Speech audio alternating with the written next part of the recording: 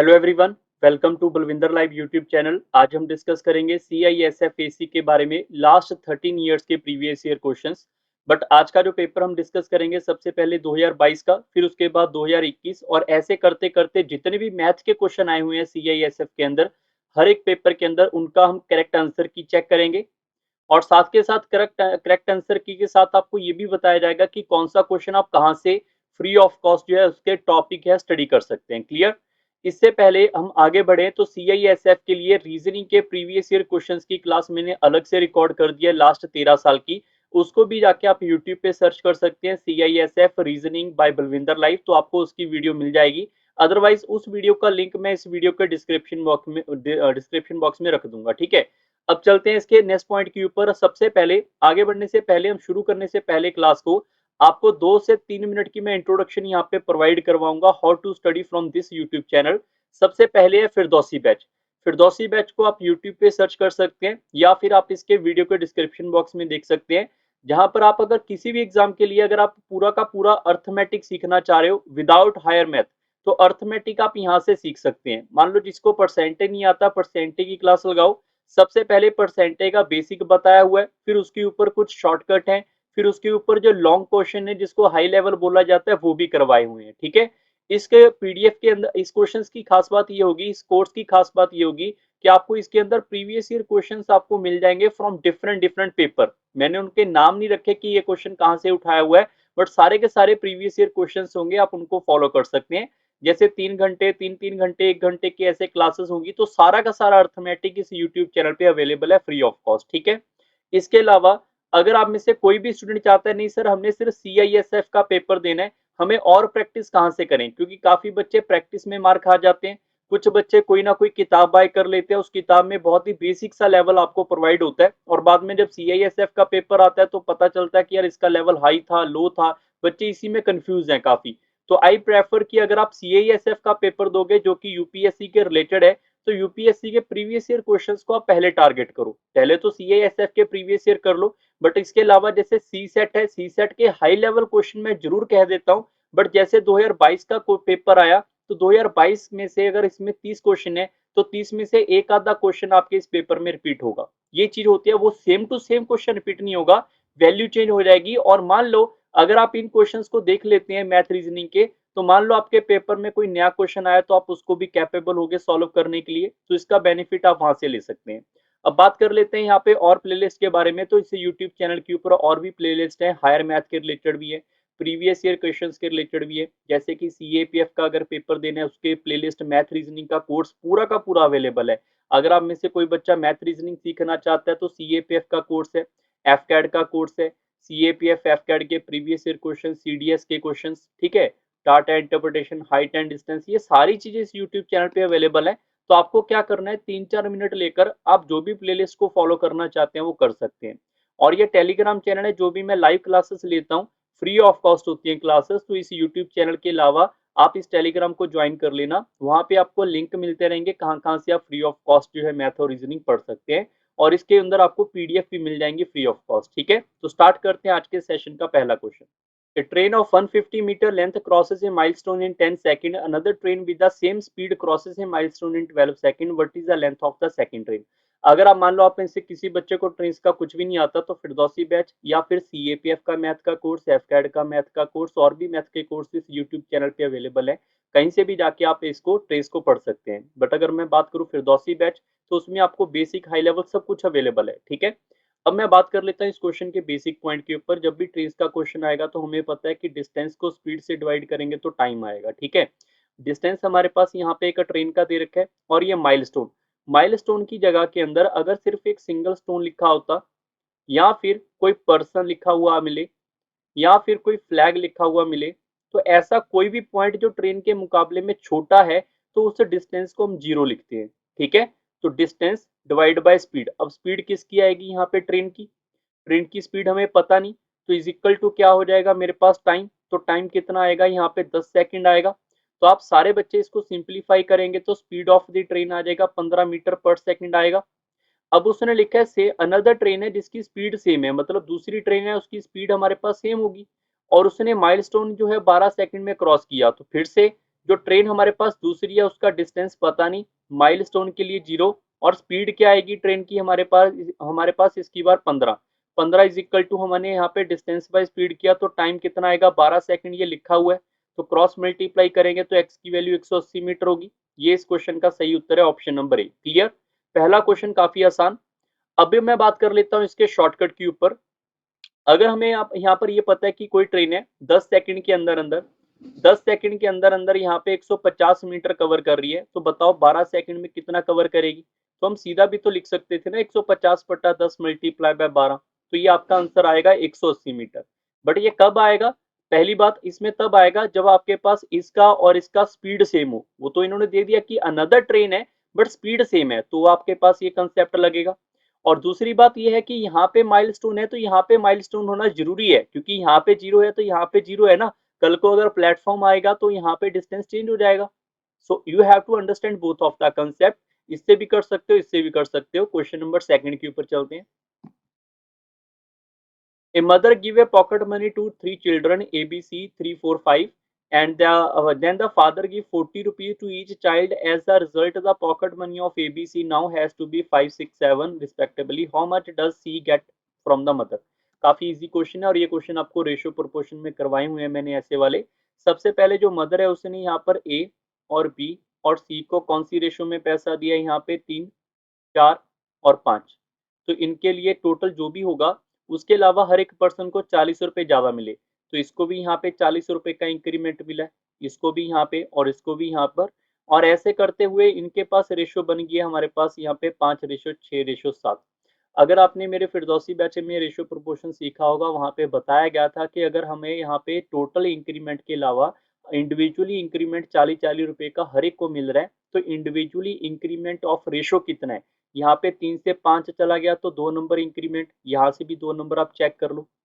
अगर ये 2-2 number increment same हो रहा है, जो कि यहाँ पे 2 नंबर हो भी रहा है, तो ये 2 नंबर बढ़ा तो इस 40 के बराबर ही होगा। फिर तो मैं लिख सकता हूँ ना 2 की वैल्यू 40, तो 1 की वैल्यू यहाँ पे 20 हो जाएगी डायरेक्ट हमारे पास।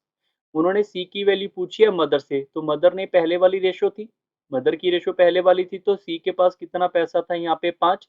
तो अगर 1 की वैल्यू 20 है तो 5 की वैल्यू कितनी हो जाएगी 100। ये इस क्वेश्चन का सही उत्तर है ऑप्शन नंबर बी। क्लियर। अगर पूछ लेते फादर, तो फादर के लिए हम ये वाली रेशो यूज करते। अगर आपके पास ये रेशो यहाँ पे 2-2 का इंक्रीमेंट ना लेकर आती, ध्यान से सुन लेना, अगर यहाँ पे 40-40 रुपए यहाँ पे हर एक के इंडिविजुअली इंक्रीज हो रहे हैं और यहाँ पे 2-2 का नहीं, यहाँ पे 2-3-4 का इंक्रीमेंट होता या फिर कोई और इंक्रीमेंट होता, तो उसमें रेशियो प्रोपोर्शन का बेसिक कंसेप्ट लगेगा। वो चीज आके आप फिरदौसी बैच में कवर कर सकते हैं। ठीक है, क्वेश्चन नंबर थर्ड के ऊपर चलते हैं। A shopkeeper give a discount of 10% on his item. 280 is to be market price of the item. On selling this item, the shopkeeper earn a profit of 26%. What is the CP of that item? देखो इसका shortcut भी है, ठीक है ना, इसका shortcut भी मैं बताऊंगा। पहले आप इसको बेसिक से समझ लेते हैं कि जो भी मार्क प्राइस होगा उसके ऊपर 10% का डिस्काउंट है, तो मार्क प्राइस का 10% कम करना मतलब ये हुआ कि 100 के बदले में 10 नंबर कम करना मतलब 90। मार्क प्राइस के ऊपर जो भी हमारा डिस्काउंट आएगा, डिस्काउंट देने के बाद हमारे पास सेलिंग प्राइस आएगा, और जो हमारे पास यहाँ पे जो भी इसका सीपी रहा होगा, सीपी के ऊपर 26% का इंक्रीमेंट है, तो अगर 100 के बदले में 26 रुपए बढ़ रहे हैं तो 126 आएगा ऊपर। ठीक है, सीपी से क्या आएगा प्रॉफिट लेने के बाद, वो भी एसपी आएगा। दोनों का एसपी क्या होगा इक्वल, तो इक्वल कर देते हैं हमारे पास। ये 100 से 100 कट जाएगा तो हमारे पास आ जाएगा mark price divide by CP is equal to 126/90। Clear है।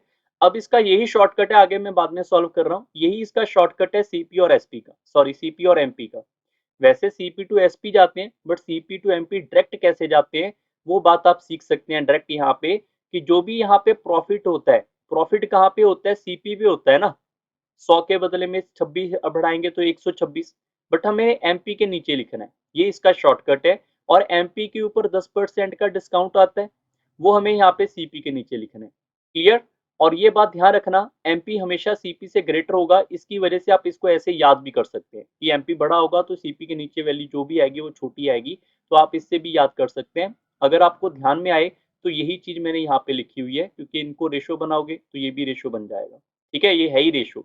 अब हमारे पास ये कौन से टेबल पे कट हो रहे हैं, अब सारे बच्चे चेक कर लो कौन से टेबल पे कट हो रहे हैं, आप कट कर लो। और एमपी आपके पास यहाँ पे कितना गिवन है 280 रुपए। ठीक है, डिस्काउंट देख के 280 रुपए, सॉरी डिस्काउंट से पहले वाली वैल्यू, तो एमपी आपके पास यहाँ पे 280 गिवन है और सीपी हमने यहाँ पे फाइंड करना है। इसको हम यहाँ पे कैंसिल कर लेते हैं, यहाँ पे आ जाएगा ये 6 एंड 3 और ये आ जाएगा मेरे पास 45, ये आ जाएगा हमारे पास 9 के टेबल पे 5 और ये आ जाएगा यहाँ पे 7, ये इससे कट जाएगा हमारे पास टोटल 40। तो सीपी की वैल्यू कट कटा के आ रही है यहाँ पे 200। 200 इस क्वेश्चन का सही उत्तर है। अगर यहाँ से कंपेयर करोगे तो 26 की वैल्यू 280 गिवन है, 90 की वैल्यू आप यूनिटरी मेथड से फाइंड करोगे 200 आएगा, ये इस क्वेश्चन का सही उत्तर है। क्लियर। क्वेश्चन नंबर 4 के ऊपर चलते हैं। In order to convert a loss of a 5% to the profit of a 5%, a shopkeeper raise the price of the item by 500. What is the CP of that item? So we can let the CP of any item that is 100, ठीक है, और 5% loss होने का मतलब है वो यहाँ पे 95 का बेच रहा होगा, 5% प्रॉफिट होने का मतलब है वो 105 का बेच रहा होगा। तो कितने का इंक्रीमेंट मिला उसको यहाँ पे 10 का, और 10 की वैल्यू किसके बराबर आएगी यहाँ पे 500 के। तो मैं लिख सकता हूँ कि 10 की वैल्यू हमारे पास 500 है। अगर 10 की वैल्यू 500 है तो बताओ 100 की वैल्यू कितनी होगी। तो 100 की वैल्यू आपके पास यहाँ पे 5000 होगी, ये इस क्वेश्चन का सही उत्तर है। किसी बच्चे को देखो यूनिटरी मेथड में दिक्कत है तो आप इससे लिख सकते हो, कोई दिक्कत नहीं है। 10 की वैल्यू अगर हमारे पास 500 होगी तो 1 की वैल्यू कितनी आ जाएगी यहाँ पे 50, और अगर पूछा जाए 100 की वैल्यू तो कितना हो जाएगा 50 इंटू 100 करेंगे तो 5000। ठीक है, वो हम यहाँ पे डायरेक्ट भी अंडरस्टैंड कर सकते हैं। क्वेश्चन नंबर 5 के ऊपर चलते हैं। When the square of the sum of the two numbers are added to the square of their difference, we get 416. The difference between the square of the sum of the sum and the square of the difference is 384. Find the number. सबसे बड़ी बात आपको number ही दे दिए। अगर number ही दे दिया तो इन्हीं का बेनिफिट उठाओ ना सीधा सीधा। वैसे तो एक्स वाई जेड से आपको थोड़ा डिफिकल्ट लगेगा इस क्वेश्चन में, बट अगर नंबर अवेलेबल है तो आप डायरेक्ट भी सॉल्व कर सकते हैं। ठीक है, हमें इक्वेशन बनाने की जरूरत नहीं पड़ेगी। जैसे मुझे ये दिख रहा है कि यहाँ पे स्केयर की बात हो रही है, ठीक है, बार बार स्केयर की बात कर रहे हैं और स्केयर आपका यहाँ पे 400 के आसपास है। तो जो भी हमारे पास यहाँ पे जैसे थर्ड ऑप्शन है, इन दोनों को ऐड कर लेते हैं 8 और 12, तो ये कितना आएगा 20। तो इनका डिफरेंस भी ले लेते हैं, 8 और 12 का डिफरेंस आएगा 4। ठीक है, माइनस करने पे तो उन्होंने बोला हुआ है जो इसका सम है, उसके स्क्वायर के अंदर जो इनका डिफरेंस है उसके सम को मैं ऐड करूंगा तो मेरे पास 416 आ रहा है और इसी से 416 आ रहा है। और अगर इनके जो भी सम का स्क्वायर को माइनस करूंगा जो इनका यहाँ पे डिफरेंस है उसके स्क्वायर से, तो जो 384 आ रहा है, तो ये भी 384 सेटिस्फाई कर रहा है इसके बराबर। तो ऑप्शन नंबर 3 आपका सही है फिर। ठीक है, क्वेश्चन नंबर 6 के ऊपर चलते हैं। If the sum of the conjugative of even number is equal to the product of the first 5 natural number, then which of the following is the largest even number? तो we know कि अगर मैं बात करूं यहाँ पे consecutive numbers की, consecutive का मतलब होता है गैप सेम होना, और इवन नंबर का मतलब होता है 2 4 6, तो इसका मतलब है 2 2 का गैप आएगा। ठीक है, और यहाँ पे 5 नंबर है तो पहला नंबर मैं x ले लेता हूँ, दूसरा नंबर x+2 हो जाएगा, तीसरा नंबर उससे भी 2 नंबर ज्यादा, चौथा नंबर उससे 2 नंबर ज्यादा, और पांचवा नंबर उससे 2 नंबर ज्यादा।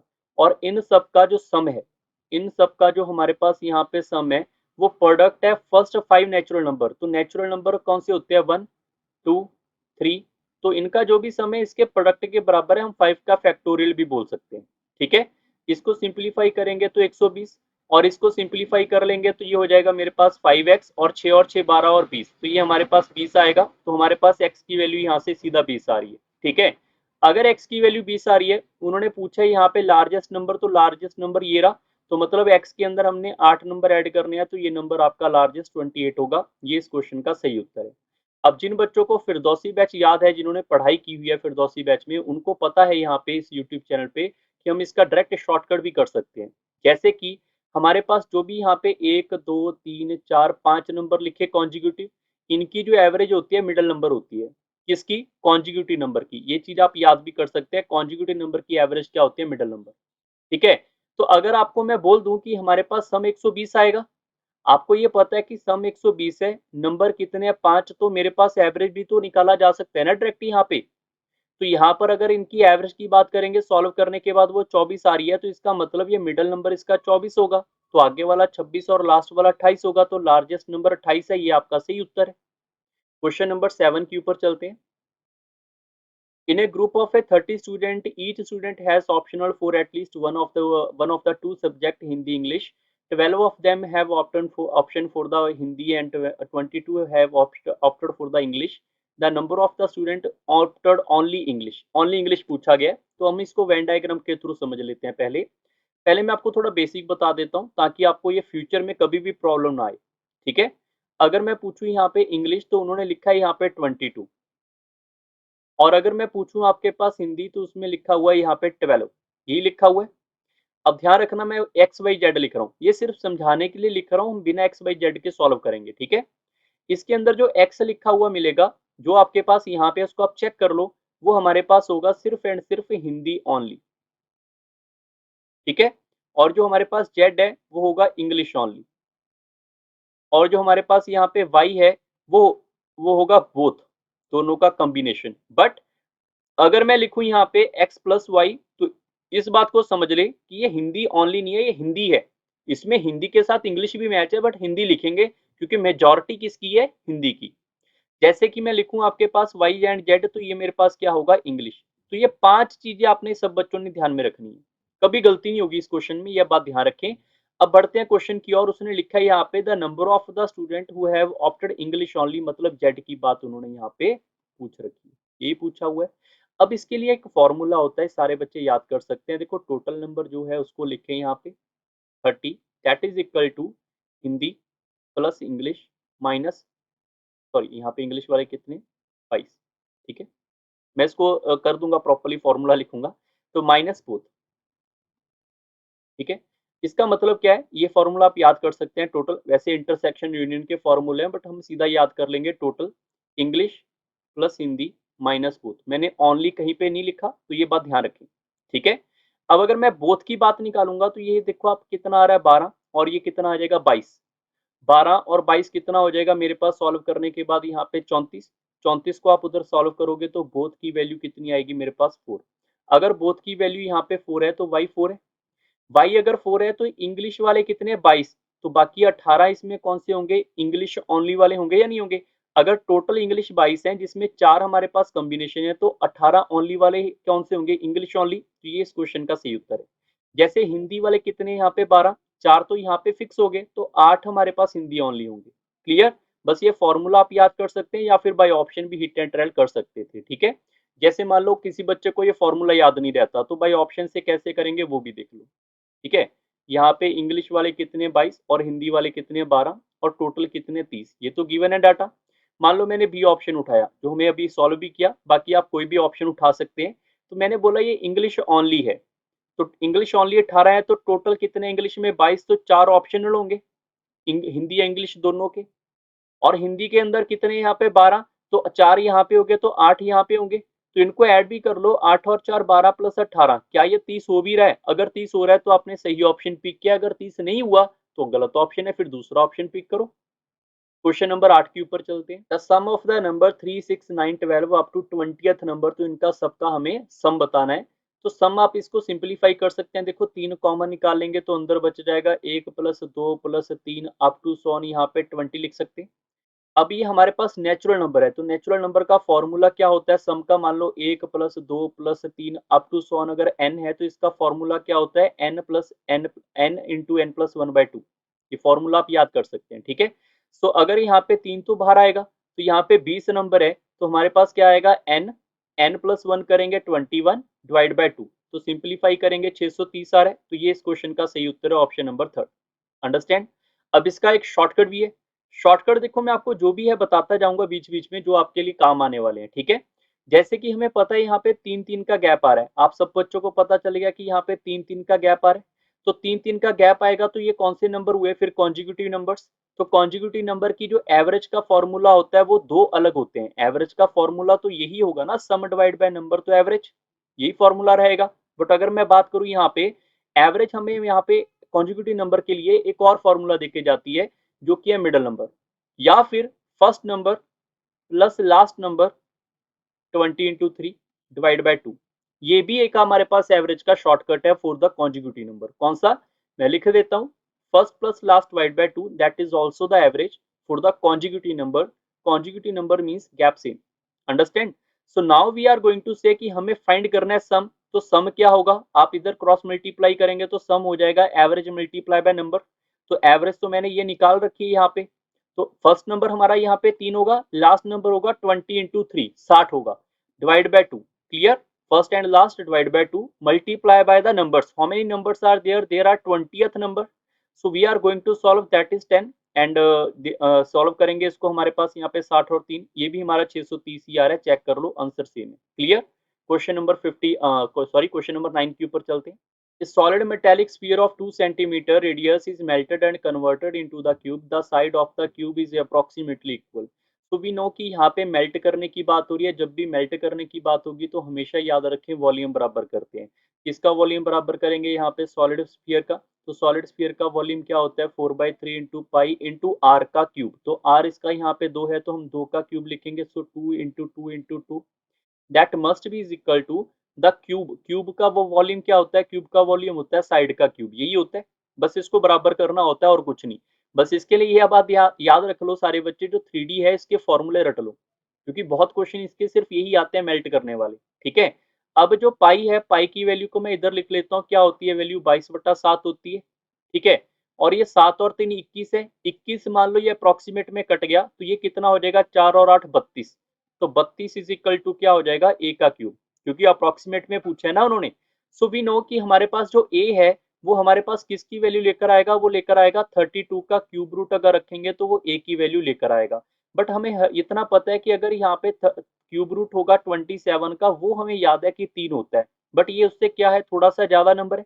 थोड़ा सा ज्यादा नंबर है तो 3 पॉइंट समथिंग आंसर होगा। तो 3 के आसपास वाला आंसर देख लो, ये होगा। ये इस क्वेश्चन का सही उत्तर है। क्वेश्चन नंबर 10 के ऊपर चलते हैं। B is 28 years older than A. After 12 years from now, the age of B will be the twice the age of A, the present age of A. So अगर मैं बात करूँ यहाँ पे B जो है वो हमारे पास गिवन है A से ट्वाइस जो है रेशो में। कब? आफ्टर 12 ईयर लिखा हुआ है तो मैं भी यहाँ पे लिख लेता हूँ आफ्टर 12 ईयर। क्लियर? बट एक चीज दे रखी है, B 28 साल बड़ा भी है ऐसे। तो आप सारे बच्चों को अगर प्रॉब्लम होने जो आपने पढ़ा होगा तो उसमें ये बताया जाता है, मैंने बताया हुआ है फिरदौसी बैच में भी, कि जो गैप होता है वो सेम होता है। कौन सा गैप? जैसे आपका कोई बड़ा भाई है या बड़ी बहन है, वो आपसे अगर 3 साल बड़े हैं, 2 साल बड़े हैं, तो लाइफ टाइम तक वो उतनी ही बड़े रहेंगे। कभी ऐसा थोड़ी कि 10 साल के बाद वो छोटे हो जाएंगे आपसे, कभी नहीं हो सकता। मतलब ये है कि अगर आपसे कोई भी पर्सन जिंदगी के अंदर 2 साल अगर बड़ा है तो वो 2 साल बड़ा ही रहेगा, कभी छोटा नहीं हो सकता। इसका मतलब है कि अगर जो 28 साल का गैप है ये आज की बात है, 28 साल का गैप इनका आज का है, तो आफ्टर 12 साल भी तो 28 साल का गैप होगा। तो यहाँ पे गैप कितने आपके पास? एक। तो एक की वैल्यू कितनी दे रखी है? 28। तो इस एक की वैल्यू 28 होगी, तो एक की वैल्यू 28 आएगी कब? After 12 year. तो 12 साल के बाद जो है वो हमारे पास ए लेकर आएगा 28। तो अभी प्रेजेंट ए कितना होगा? तो 12 साल पहले, मतलब आफ्टर 12 साल 28 साल का है, तो आज 12 साल पहले आज की डेट में ए की उम्र कितनी होगी? 16। ये इस क्वेश्चन का सही उत्तर है। बाकी आप इस क्वेश्चन को बाय ऑप्शन से हिट एंड ट्रायल भी कर सकते थे, कि अगर हमारे पास यहाँ पर बी और ए है, मैंने मान लिया कि मैंने ए ऑप्शन यहाँ पे 16 उठाया, जैसे आप बाकी ऑप्शन को भी यहाँ पे पिक करोगे वैसे। तो हमारे पास बी क्या होगा? बी उससे 28 साल बड़ा है, तो बी इसका 28 साल आप ग्रेटर कर दो। 8 ऐड करोगे 24, और उसमें 20 ऐड करोगे 44, तो बी की उम्र 44 आएगी। ये आज की बात कर रहे हैं, प्रेजेंट। सो आफ्टर 12 ईयर्स क्या हो जाएगा? ये जो लिखा हुआ था, तो आफ्टर 12 साल ये 16 वाला 28 हो जाएगा, और 44 वाला आपके पास 56 हो जाएगा। और ये भी देखो क्या इसका ट्वाइस है ये। अगर ये ट्वाइस बन गया 2:1 जो कि यहाँ पे लिखा हुआ था, मतलब हमने सही ऑप्शन पिक किया है। अगर नहीं बना तो आपको दूसरा तीसरा ऑप्शन पिक करना पड़ेगा। क्वेश्चन नंबर 11 के ऊपर चलते हैं। Suppose A can complete a job in 10 days. A can complete a job in 10 days, and A and B together can complete a piece of work in 6 days. तो B alone का data पूछा गया है। जब भी ऐसा question आता है, इन दोनों का एलसीएम लिया जाता है 30, और 30 को 10 से डिवाइड करेंगे तो इसका 3 एफिशिएंसी, 6 से डिवाइड करेंगे तो 5 एफिशिएंसी। अब अगर मैं ए की बात करूंगा, ए की एफिशिएंसी अगर 3 है, इसमें कितना नंबर हम बी का ऐड करें कि टोटल 5 हो जाएगा? तो बी की एफिशिएंसी 2 रखनी पड़ेगी तभी 5 होगा। और अगर 2 की एफिशिएंसी ने 30 काम करना होगा, तो 30/2 करेंगे तो बी की वैल्यू सीधा सीधा आएगी 15 दिन। अब ये पंगा जो है काफी बच्चों को समझ ही नहीं आया होगा कि सर ये पता नहीं क्या करवा दिया। तो इसके लिए सारे बच्चे कम से कम आधा घंटा Firdausi batch time and work देख लेना, आपको सारी कहानी समझ आएगी। ऐसा क्यों लिखा है, कब क्यों डिवाइड किया, इसका एलसीएम क्यों लिया, ये एफिशिएंसी क्या होता है, सब बताया हुआ है वहां पे। ठीक है? क्वेश्चन नंबर 12 के ऊपर चलते हैं। Which one of the following is the largest of the three digit number which when divided by 12, 15, 18 gives a remainder of a 5 in each case? तो पांच पांच उनको क्या चाहिए, यहाँ पे रिमाइंडर चाहिए। वैसे इसका एलसीएम वाला मेथड भी है, ठीक है ना। काफी बच्चों को ये लगता है सर पहले माइनस कर लो, ये कर लो, काफी दिमाग में चीजें आती हैं। बट इसका एक सिंपल मेथड है एलसीएम वाला। बट उससे भी सिंपल क्या है कि आपको अगर 20 तक टेबल आते हैं तो आप डायरेक्ट भी सॉल्व कर सकते हैं। जैसे कि मान लो मैं पहला ऑप्शन उठा लेता हूँ। देखो उन्होंने सबसे पहली बात तो ये देखो उन्होंने लार्जेस्ट नंबर पूछा है ना, तो लार्जेस्ट नंबर ये रहा 995। तो मैं क्या करता हूँ, सिर्फ आपको समझाने के लिए ऐसा लिख रहा हूँ, बाकी आप इसको डायरेक्ट भी डिवाइड कर सकते हैं। जैसे इसको मेरे पास सबसे आसान टॉपिक टेबल कौन सा होगा, 15। तो 15 से डिवाइड कर लो, 15 से डिवाइड करो, ये हमारे पास यहाँ पे 6 बार चला जाएगा 90, फिर आएगा 95, 6 बार चला जाएगा 90, 5 रिमाइंडर छोड़ गया।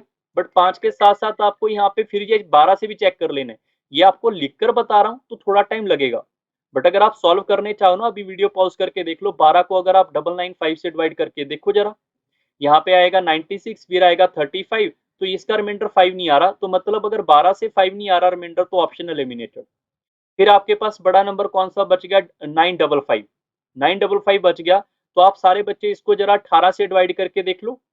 18 से आप पांच बार ले जाओगे 90, फिर आएगा 55, तो फिर 54 एक रिमाइंडर आएगा। ये इससे आपके पास 18 से 5 रिमाइंडर नहीं देखा जाएगा, ये भी एलिमिनेटेड।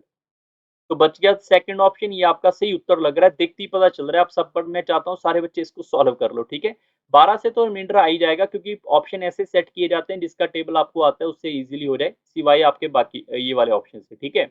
बट आप ट्राई करो सारे बच्चे इसको एक बार पहले 12 से डिवाइड करो, क्योंकि लार्जेस्ट नंबर फाइंड करना है ना, हम इसका आंसर नहीं मार्क कर सकते। इन दोनों में लार्जेस्ट कौन सा है, 905 है, पहले 905 चेक किया जाएगा। 12 से भी 5 रिमाइंडर आ रहा है, 15 से भी 5 रिमाइंडर आ रहा है, 18 से भी आ रहा है, तो ऑप्शन नंबर बी आपका सही है। क्वेश्चन नंबर चलते हैं 61 के ऊपर, मतलब 13 के ऊपर। From A pack of 5 green balls and 4 red balls, 2 balls are drawn randomly, what is the probability that both balls are of the same color? सो हमें यहाँ पे दो बॉल फाइंड करनी है, अगर दोनों की दोनों ग्रीन हो या फिर दोनों की दोनों रेड हो। अगर दोनों की दोनों ग्रीन फाइंड करनी होगी तो 5 बॉल है ग्रीन की, उसमें से हम दोनों सिलेक्ट करेंगे। और इसको सिंप्लीफाई करने के लिए मैं बता देता हूं कि 5 को 2 बार डिक्रीज कर दो, 2 बार डिक्रीज मतलब 5 इंटू 4, और जो नीचे नंबर लिखा है उसको उतनी बार डिक्रीज कर दो, 2 लिखा है तो 2 बार, 2 इंटू 1। वैसे तो इसका फॉर्मूला होता है एनसीआर का, बट उसका शॉर्टकट मैंने आपको समझाया है, n factorial r factorial n minus r का फैक्टोरियल। वैसे तो ये फॉर्मूला होता है, इसको लगाएंगे हम, बट हम इसको डायरेक्ट भी सॉल्व कर सकते हैं। तो आप इसको सिंप्लीफाई करेंगे, ये 10 आ जाएगा। मैं रिपीट कर रहा हूँ कि अगर रेड बॉल हमने फाइंड करनी होती तो रेड 4 है, उसमें से 2 बॉल सिलेक्ट करेंगे तो क्या होगा, 4 लिखा है तो 4 को 2 बार डिक्रीज करेंगे, 4 को 2 बार डिक्रीज करेंगे, और नीचे वाला नंबर 2, सॉरी यहाँ पे 3 आएगा, ठीक है। 4 को 2 बार डिक्रीज करेंगे, 4 इंटू 3 आएगा। नीचे 2 है तो 2 को डिक्रीज करेंगे, 2 इंटू 1, इसको सिंप्लीफाई करेंगे, 6 आ रहा है। ऐसी टोटल बॉल कितनी है, 5 और 4 9, तो पूरा बॉक्स जो है, पूरा पैक है वो 9 बॉल का है। 9 में से कोई ना कोई 2 बॉल पिक होंगी ना, तो 9C2 भी तो आएगा। तो 9 को 2 बार डिक्रीज करेंगे, नीचे आपका 2 इंटू 1 करेंगे, तो आंसर कितना आ जाएगा यहाँ पे 36। उसने प्रोबेबिलिटी पूछा, प्रोबेबिलिटी होता है favourable case divide by total case. So we know total case कितना आएगा, 36, ये तो क्लियर हो गया यहाँ से।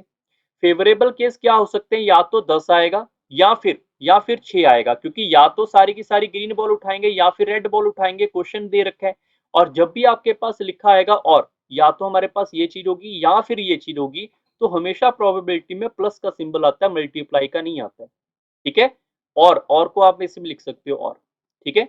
और के लिए हमेशा क्या आएगा, इंग्लिश वाला और लिख रहा हूं, जिसको हम हिंदी पंजाबी में क्या बोलते हैं, या फिर, ठीक है। तो इसमें या फिर ये 6 नंबर आ सकता है या वो 10 आ सकता है, तो इसका आंसर क्या होगा, 16/36। सॉल्व कर लेंगे 16/36 को तो 4/9 आएगा, ये इस क्वेश्चन का सही उत्तर है। क्वेश्चन नंबर 14 के ऊपर चलते हैं। If alpha and beta are the root of this equation, then alpha cube plus beta cube क्या होगा। सो इसके पढ़ने से पहले आपको ये पता होना चाहिए कि ए एक्स का square plus b x plus c is equal to 0 है अगर, तो इसमें अल्फा प्लस बीटा क्या होगा, सम ऑफ द रूट होता है माइनस बी बाई ए, और प्रोडक्ट ऑफ द रूट होता है अल्फा बीटा सी बाई ए, ये आपको पता होना चाहिए। अगर हमारे पास इक्वेशन दे रखी है एक्स का square -7x plus 11 is equal to 0, तो अगर मैं पूछूं यहाँ पे अल्फा प्लस बीटा क्या होगा, तो माइनस पी बाई ए, तो माइनस इसका बी देखो अब -7 है और ए की वैल्यू 1 है, तो उसको लिखने की कोई फायदा नहीं है, साथ ही लिख लो, ठीक है। और अल्फा इंटू बीटा क्या होगा, सी बाई ए, तो सी इसका 11 है, ए इसका 1 है, तो 11/1 लिखने का कोई फायदा नहीं, सीधा 11 लिख लो। ठीक है। अब हमसे alpha cube plus beta cube पूछा गया है, तो इसके लिए आपको ये पता होना चाहिए कि जो अल्फा प्लस बीटा क्यूब ये फॉर्मूला है ए क्यूब प्लस बी क्यूब का, ये फॉर्मूला होता है ए प्लस बी, और यहाँ पे आ जाएगा ए का स्क्वायर प्लस बी का स्क्वायर माइनस ए बी। ये फॉर्मूला याद होना चाहिए। अगर मैं बात करूं अल्फा प्लस बीटा, तो वो तो 7 है ही हमारे पास यहाँ पे, और अल्फा स्क्वायर बीटा स्क्वायर ये नहीं पता कितना है, और माइनस अल्फा बीटा भी पता है कितना है, 11, ये भी अवेलेबल है। मतलब अगर कहीं से अल्फा स्क्वायर बीटा स्क्वायर मिल गया तो आंसर आ गया। अब उसके लिए हम क्या करेंगे, इसको स्क्वायर कर देंगे, दोनों साइड स्क्वायर करेंगे लेफ्ट राइट में, तो ये हो जाएगा अल्फा प्लस बीटा का whole square, that is equal to 7 square. We can say alpha square plus beta square plus 2 alpha beta, that is equal to 49। So we can say alpha square plus beta square, ये 2 alpha beta है, तो इसकी value कितनी थी मेरे पास यहाँ पे alpha beta की, 11। 11 को यहाँ पे रखेंगे 22, 22 इसमें से अगर मैं माइनस करवा दूंगा यहाँ पे, तो ये हो जाएगा मेरे पास यहाँ पे 27। तो alpha square plus beta square 27 आएगा। तो 16 में से अगर 7 को मल्टीप्लाई करवाएंगे तो आंसर 112 आएगा। ये इस क्वेश्चन का सही उत्तर है, ऑप्शन नंबर ए। क्लियर। मैंने सिर्फ ये वैल्यू को उठा के यहाँ पे रखा और कुछ नहीं है, ये कैलकुलेशन आपने थोड़ी सी कर लेनी है। आई होप आपको ये वाला क्वेश्चन आज का समझ आएगा। अभी हमने 2022 का पेपर डिस्कस किया है, बट वन बाय वन करके सारे में पेपरों की एक ही वीडियो मर्ज करके आपको प्रोवाइड करवा दूंगा, लिंक इसका डिस्क्रिप्शन बॉक्स में अवेलेबल होगा। बट उसके लिए आप सारे बच्चे इस यूट्यूब चैनल को ज्वाइन कर लें, और मिलेंगे जल्दी नेक्स्ट सेशन के अंदर, जहां पे आपको बाकी सारे के सारे पेपर की एक ही वीडियो मिल जाएगी। उसका लिंक आपको पिन में, या फिर आपको टेलीग्राम पे, या फिर आपको इसके डिस्क्रिप्शन बॉक्स में मिल जाएगा। ठीक है। So bye bye, take care and thank you everyone.